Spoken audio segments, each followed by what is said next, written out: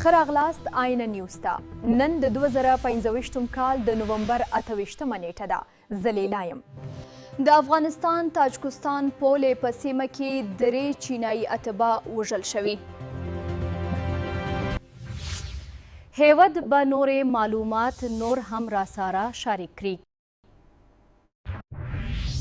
په تاجکستان کې د چین سفارت وایي چې د افغانستان پولې ته نږدې په یوه وسلوال برید کې 3 چینایي کارکوونکي وژل شوي او یو بل ټپي شوي دی. د تاجکستان د بهرنیو چارو وزارت وایي برید د افغانستان له خاورې ترسره شوي او پکې د کان د یوې کمپنۍ کارکوونکي په نښ شوي دي. چارواکي وایي په برید کې لاسي بم د ډرون له لارې کارول شوي وه.